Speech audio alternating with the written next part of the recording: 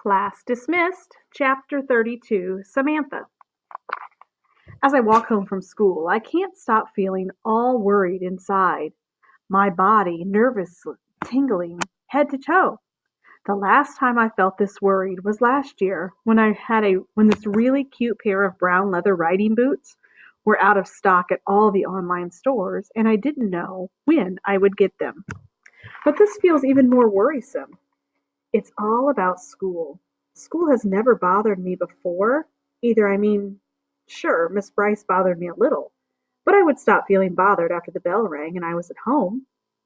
So why do I feel like everything matters a whole lot? Why do I care what happens? Why do I want everything to turn out for the best? Not just for me, but for Emmy and Jade and everyone. As I walk, I clutch Emmy's party invitation in my hand. I didn't want it to get crushed in my backpack. The paper is light blue colored, and it calms me.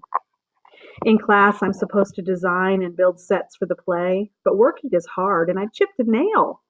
Everyone thinks I've been goofing off reading my fashion magazines instead. Nope. I've been reading the script, and I've got the whole thing practically memorized. It's like to imagine it's me on the stage in the starring role, me. But I don't want anyone to know I'm reading the play. I have my reputation to consider, and besides, it would set a bad example for the other girls. It's not fashionable to care. "Top of the afternoon, Franny!" shouts Mr. Wolcott from his lawn chair. I smile and walk over to his chair, holding tightly onto my invitation and remembering my conversation with Eric. I'm a little nervous, but I brush those concerns aside and return his big grin.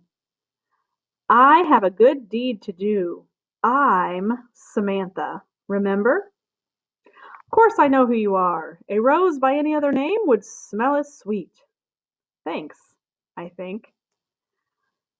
"Are you in need of Mr. Chips again?" he asked. "You know, the Times once called me a captivating rising star on the stage, although their most lavish praise was for the impeccable Franny Bree." Of course.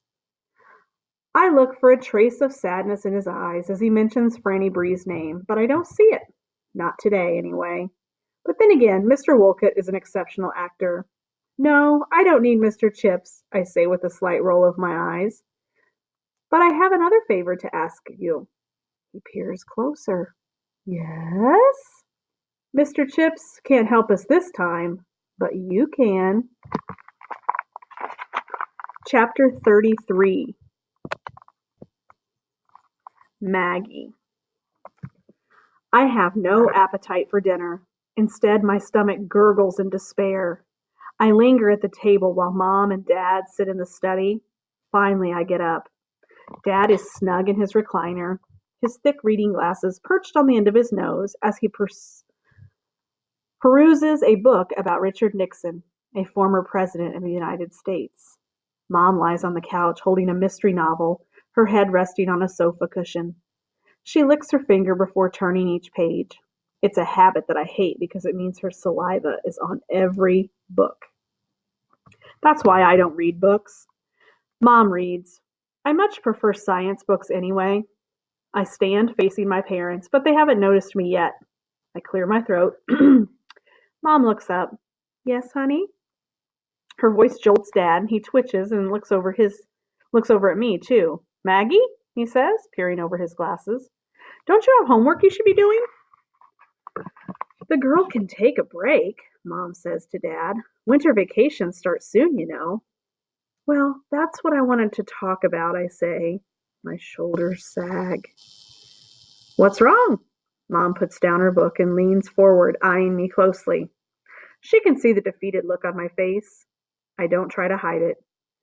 "We can still visit over break, but I don't think I want to go to college at Harvard," I say. I don't tell them why. I don't tell them that no school will want me after they learn what a teaching failure I am. And how my class lost both a room hamster and ruinous school play under my watch. I feel like a total blockhead. "What are you talking about?" asks Dad. "Of course you're going to Harvard. It's not even a question." "She's only in 5th grade," says Mom. Dad frowns. I've let him down, I know it. Every family has a failure. I'm a black sheep, an absolute shameful embarrassment, and I'm ours. I can't even look at my father. I can't stand to see the disappointment on his face. Tears gather at the corners of my eyes. Sobs choke at my throat, and I run upstairs to my room. I hate for them to see me cry. I, Maggie Cranberry, never cry. At least not usually. Closing the door behind me, I throw myself onto my bed. The play is a disaster. Our doom is certain, and the discovery of our secret is guaranteed. Now I understand why Miss Bryce was so grouchy all the time and so annoyed when kids failed to listen to her. Maybe she wasn't such a horrible teacher after all. Maybe if I taught school for 100 years to roomfuls of ungrateful kids, I would be just like her. Frankly, it's amazing she wasn't more cantankerous. Cantankerous means grouchy, crabby, and mean, mean, mean. There's a knock on my bedroom door. It's Mom's knock. Dad always knocks in threes, but Mom knocks softer and in sets of two. Two knocks, please. Pause. And then two knocks. Is everything okay? She asked from the other side of the door. Do you want to talk? Everything is great, I holler between sobs. But what's wrong? I bury my head in my pillow to mask my crying. Nothing, I say. Nothing is wrong at all, other than my being a complete failure at the age of 10. I never thought I'd be such a disappointment. Okay, if you want to talk, your dad and I will be downstairs, Mom replies. At some point, I fall asleep on my bed in my pillow puddle of tears. Deep in the night, I awake from a horrible dream. I was charging up the hill during the Revolutionary War. Kyle was there, and so were a bunch of other kids. They were on the British side.